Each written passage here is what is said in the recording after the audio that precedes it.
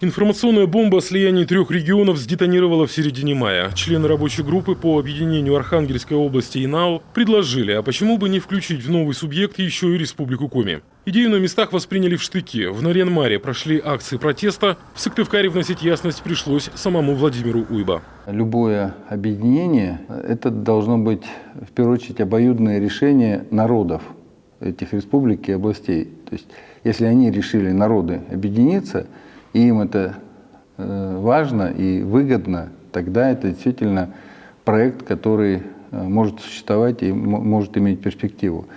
В данном случае, я думаю, что это больше такой, знаете, рекламный проект. Вот. Никакой инициативы, я так знаю, что ни у народа НАО, ни у народа, может быть, Архангельская область как-то изъявила желание, но НАО своей инициативы пока не высказал, я ее, по крайней мере, не видел. Статус республики, например, республики Коми, это значительно выше, чем статус автономии или статус области.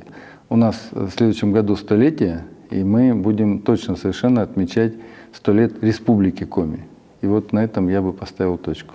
Предприятия и организации, которые можно, постепенно возвращаются из карантина и вызывают сотрудников, но детские сады до сих пор закрыты. Для многих родителей это патовая ситуация. Работать как-то надо, а вот ребенка оставить не с кем. Определить в дежурную группу советует Владимир Уйба. В республике в таком режиме работает 191 садик, где сейчас 5400 малышей. По согласованию с Роспотребнадзором завтра в столице Коми откроются еще 5 детских садов с дежурными группами. Работает горячая линия. Горячая линия, она в каждом районе по управлению образования.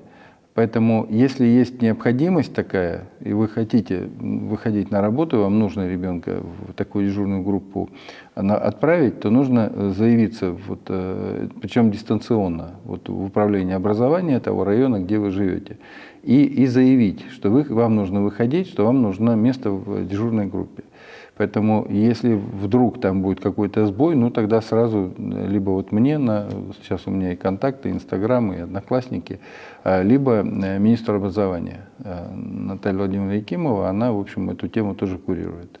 Задержка с перечислениями республиканских выплат детям войны, проживающим в Княжпогостском районе, была связана с майскими выходными и все тем же коронавирусом. Так случилось, что районный отдел социальной защиты всем составом ушел на карантин. Сейчас проблема решена, отмечает Владимир Уйба. Все дети войны получили обещанные доплаты.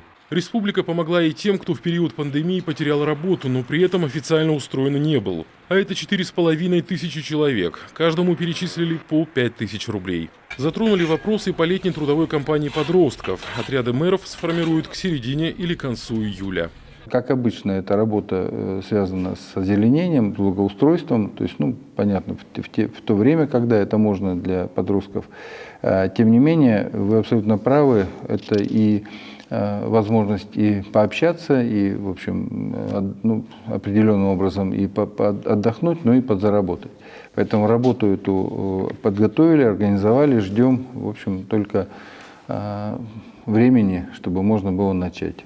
В завершении беседы Владимир Уйба выдает еще одну порцию личной информации. Оказывается, исполняющий обязанности главы – большой любитель лыжных гонок. А начинал еще в школе в городе Шадринск Курганской области. Встал на лыжи по совету своего физрука, мастера спорта Григория Михайловича Засулька. И спустя 2 года усердных тренировок ученик превзошел учителя. Я его обгоняю, то есть я встаю ему, что называется, за ним.